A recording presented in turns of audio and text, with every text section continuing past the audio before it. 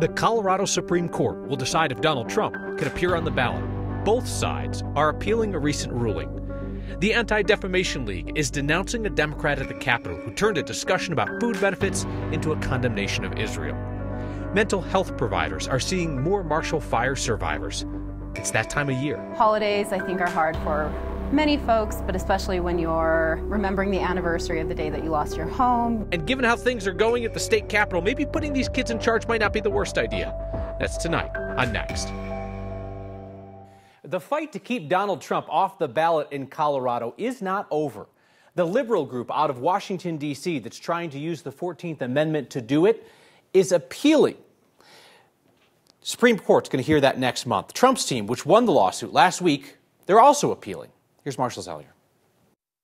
Appealing a case to the Colorado Supreme Court after losing in lower court is not unusual. The group trying to disqualify former President Trump from the Colorado ballot lost its case last week and has appealed. A Denver judge ruled that Section 3 of the 14th Amendment does not apply to the president. That's the part of the Constitution that spells out no person shall hold any office, having previously taken an oath as an officer of the United States if they've engaged in insurrection.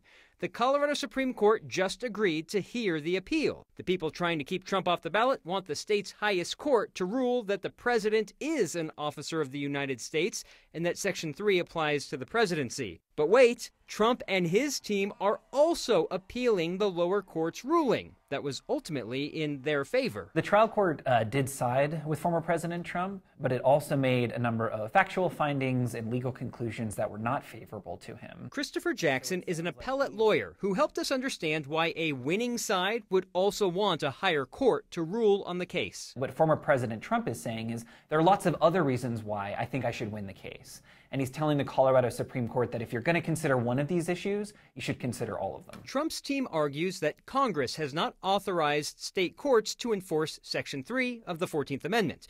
And they want the Colorado Supreme Court to review the lower court ruling that Trump engaged in an insurrection and that the events of January 6, 2021 constituted an insurrection. Basically, wanting it wiped out of the court record that Trump was found to have engaged in insurrection. If, for example, another state court were considering this issue, it wouldn't be bound by what the Denver District Court said, but the judge might take it into consideration and give it some persuasive effect. Colorado has to set its primary ballot by January 5th, so this is a really speedy legal situation. The Colorado Supreme Court will hold oral argument 2 weeks from tomorrow, so the U.S. Supreme Court is now on notice that a decision will come sometime in December and likely get appealed to the nation's highest court, no matter which side wins in Colorado. And we kind of figured this would happen when we saw the decision come down where Trump won, but like, yikes, what a way to win. Like, you're an insurrectionist, right, but you get to stay on the ballot is basically what the judge said. And so that's why that side is appealing, because if you have any other court in any other state hear a case about Trump, they could look to this legal writings from the court that said, hey, you started an insurrection, you engaged in an insurrection, and could use that in other court decisions outside of Colorado. That's why he wants that gone. It's a good lesson for all of us, honestly. Don't start insurrections. Marshall, thank you. Elsewhere in the many trials of Donald Trump, Colorado's Jenna Ellis, Trump attorney turned evidence against him in Georgia, she may be the target of an intimidation campaign. Prosecutors there are asking a judge to revoke bail for one of Trump's co-defendants for that issue, witness intimidation. Fulton County prosecutors say Harrison Floyd, he's the organizer of Black Voices for Trump, they say he's been using social media to intimidate potential witnesses in the case against Trump. In particular, 4 co-defendants who have taken plea deals. Jenna Ellis is one of them. Her interview with investigators leaked out recently. ABC News got the video where Ellis said that the Trump team told her they were not leaving the White House even if they lost. Floyd's social media posts accuse Ellis of lying. They were used today as evidence in court. Prosecutors say that Floyd's violating his bond by intimidating witnesses. Floyd's legal team says his bond restrictions don't say anything about social media. They pointed out that Trump's bond order does have social media restrictions, and he's been posting about witnesses. The Anti-Defamation League is calling the actions of a Democrat at the state capitol outrageous and deeply disturbing. Representative Elizabeth Epps of Denver brought up Palestinian children who are currently under fire in Gaza during a broader discussion about food benefits for children in Colorado. Epps specifically referred to the conflict in Gaza as ethnic cleansing. She tried twice to amend a bill to keep expanded food benefits federal program from being used to purchase products from occupied territories, which were identified in her amendment as the West Bank, Gaza, and East Jerusalem. Epps spoke in support of her amendment, ending her remarks with "Free Palestine."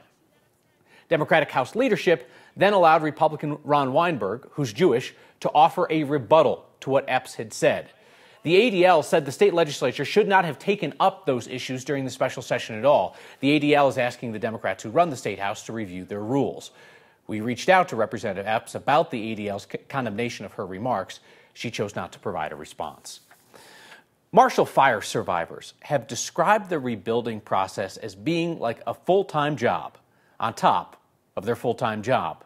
Then on top of that, the trauma and loss that often surfaces around the holidays, the time when the fire happened.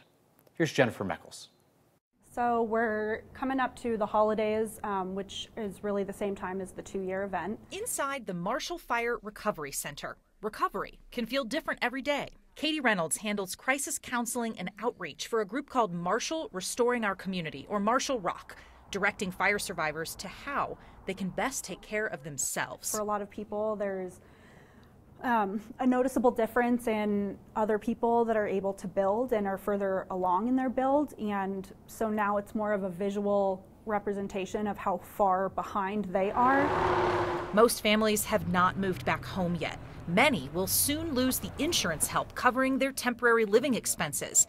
Even those who have moved back are struggling. Getting back into their home is the time that people are realizing that it's not their home, and they have more time to think about that. They are not as distracted like they've been the past 2 years, and that's really put a hold on a lot of people's emotional process. Holidays, I think, are hard for many folks, but especially when you're remembering the anniversary of the day that you lost your home, your memories, Jewish Family Service, a Marshall Rock partner in this effort, says more than 1,000 people have registered for the Boulder County Crisis Counseling Program.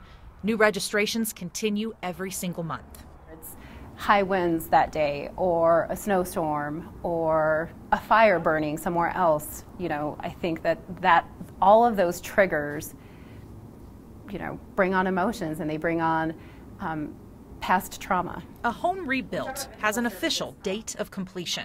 But for the survivors, it's been a long haul for a lot of these folks, and it's for some there's no end in the near future. Rebuilding their lives, that's an ongoing process. A lot of these families' insurance-provided living expenses will expire right at the 2-year fire mark, even though they're nowhere close to getting back home. The Division of Insurance in Colorado has asked companies to extend those again, not for the first time. We're told that's more likely to happen for folks, Kyle, who already have a firm construction timeline and an end date. So many people still don't have that. And you think about it, Jenny, so much time has gone by. People are inevitably going to have big, difficult things that happen in their lives. And for these folks, it just compounds the issue that they already have, which is that they are displaced from their homes and dealing with the trauma of the fire. Right. It's so time consuming. There's so much energy poured into this rebuilding process. And yet life moves on. The world keeps moving on. And nobody's forgotten about the Marshall Fire, Kyle, but these folks are still living very much in it every day. Jenny Meckles, thank you. Tonight, leaders in Georgetown met privately to decide what to do about their police force, because 2 of the 3 officers in town have been charged in connection with the shooting death of Christian Glass. What they decided to do is take them off the streets. Effective immediately, Georgetown Marshal Randy Williams and former Clear Creek County Deputy, now Georgetown Officer Tim Collins, they're on paid administrative leave. They're 2 of the 6 officers recently charged with failing to intervene when a former Clear Creek County deputy shot and killed Christian Glass, who was having a mental health incident in June of 2021. Our state legislators could be inspired by our delegates here to come together in a more respectful and productive manner. Leave it to teenagers to show the state legislature how to do it. Civil conversations, real solutions for the future. And Colorado takes another step toward expanding health care for transgender patients. Advocates point out the barriers that still exist.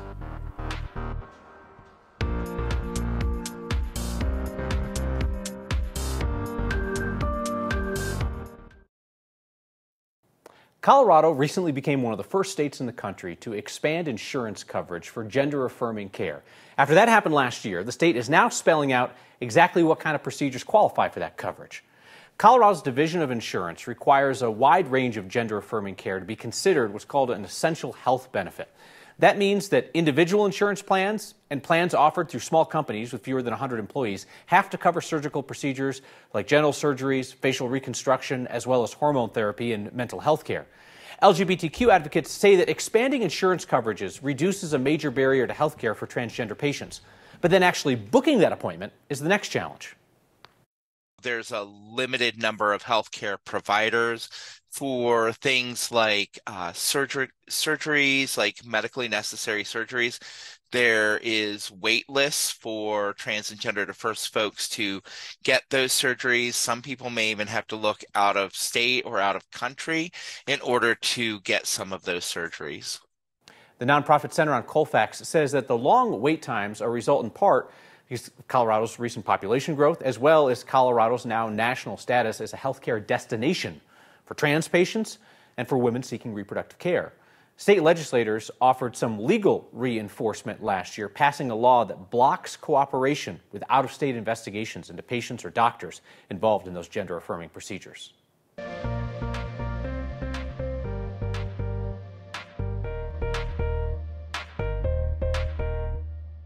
Great travel weather across the city and across the state, both today and tomorrow, Kyle. Temperatures way above average, close to 70, ahead of a storm that is going to bring some snow Thanksgiving evening into Friday. Accumulating snow around here.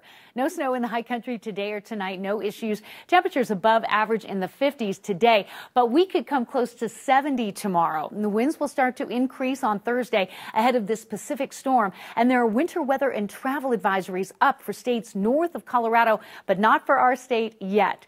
So let's jump ahead to Thursday. Cloudy and cooler. Snow showers developing by the time you head home after dinner. Snow showers overnight into Friday. 1, 2, maybe 3 inches of snow and a cold high of only 30 on Friday. Some of the best accumulation will be in the central mountains and foothills as we move through Friday afternoon and evening. But not tonight. Fair skies and 50s this evening. Beautiful forecast for Wednesday and for Thanksgiving. The storm Friday and then a cool but dry weekend. A nice day for a football game on Sunday with a high of 40. Denver will be reopening overnight shelters this weekend in expectation of those freezing temperatures on the way. Starting Friday night, the city will operate the severe weather shelters in the ballroom of the former Best Western on Quebec, as well as the Coliseum. The shelters will be open 7 p.m. to 7 a.m. Friday, Saturday, Sunday night. The city says that people looking for shelter need to start with the city's traditional shelters. They'll be taken to those emergency shelters if needed. City hasn't said if Denver's going to open up warming centers during the day. They said they'll make that decision later in the week. It's just kind of a beacon of hope that there are individuals that want to step up after high school and after college that do want to be a part of making changes in our government. Please, please bring them on already. Some young people with an idea to how this state might run a little bit better. And a farewell to a politician who served honorably by all accounts decades ago. We remember Congressman James Johnson next.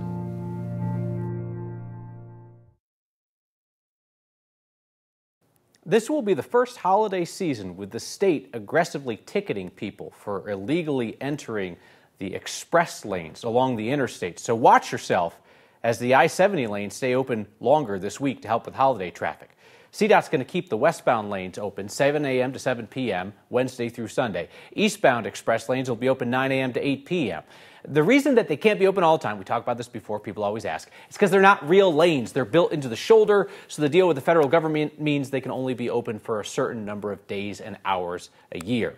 Don't try to sneak in. CDOT is ticketing people like crazy for this kind of thing. Should also say the I-70 express lanes will be open 24 hours a day for like the big ski time, December 23rd through New Year's Day. A former congressman who came home to Colorado and poured himself into even more public service passed away recently. James Paul Johnson represented northern and eastern Colorado back in the 70s. He was a Marine, a pilot who saw combat in Korea, and a prosecutor back home who then ran unsuccessfully for Congress in the 60s in opposition to the Vietnam War. Johnson, who was a Republican, was elected to Congress a few years later and served 8 years. Then he came home to Fort Collins, where he worked as an attorney and entrepreneur. He was active and outspoken on water issues in particular, impacting the West. His public service touched elected office, school leadership, work with various nonprofits in northern Colorado. Jim Johnson was 93. So remember when Coloradans rejected the Prop HH tax plan and Democrats just passed a bunch of it anyway? I remember because it was last weekend. You know who wouldn't try to pull that kind of stunt? Your kids or mine. They're too well behaved. They're too respectful to do that kind of thing. This week, a group of young people from across Colorado are getting a taste of what it would be like if they were in charge at the Capitol. There are youth in our generation that are passionate about politics and have words to say about all of the issues that are going on in our government today. The Colorado Department of Public Health and Environment. So Youth in Government is a unique program presented by the Metro Denver YMCA where we offer the opportunity to middle school and high school students across the state to come together at the state capitol and debate model legislation that they have drafted on topics that they feel passionate about. From about the 100 students, we had 79 bills drafted, and from this morning we had 50 that have passed through in committees. They are now being debated in House and Senate chambers to hopefully move to the governor's desk. What are the requirements that will provide them free housing? Maylin Rennemeyer is a sophomore from Resurrection Christian serving as a representative in our House chambers, and she has taken a very active role this year, trying to take every opportunity to speak. Yeah, I've actually learned a lot. I didn't realize how much levels it takes to pass legislation.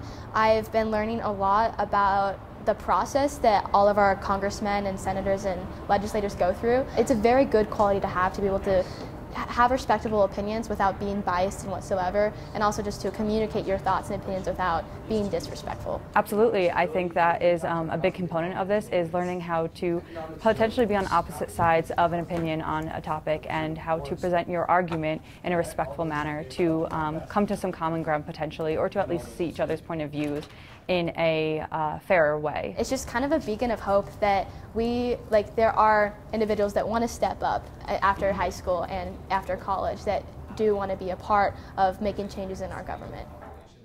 That program wraps up tomorrow with the passed bills getting signed by the Youth in Government's governor, like the real governor, but younger. You get the idea. All right, we finished with your feedback next. Thank you.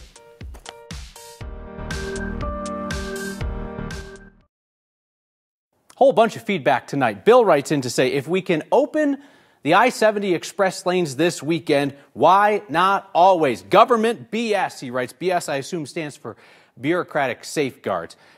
Bill, this is not my area of expertise, but my understanding is that when the federal government allows a transit agency like CDOT to build these lanes that are on the shoulder as opposed to full lanes, that they don't want the wear and tear on them that normal lanes would have. And I also think they don't want to incentivize cities, states, so forth, to be building these kind of like cheater lanes. That's the reason why they only allow the state to open it so many times a year. So if you're mad about it, just don't be mad at CDOT. Be mad at the state. A text: was the camera operator at the beginning of Next on the Mad Teacup ride? Camera was swirling around Kyle with a dizzying effect. That is not on our wonderful camera operator. That's on me. If you didn't notice, I forgot what I was saying, had to pause, and I left my friend hanging. So that's on me. That's not on him. Michael says, love the sport coat, and I bet you can tell viewers last time you wore it by looking in the pocket for the card. Oh, Michael's seen the show before. It was December 1st of 2022. See you next time.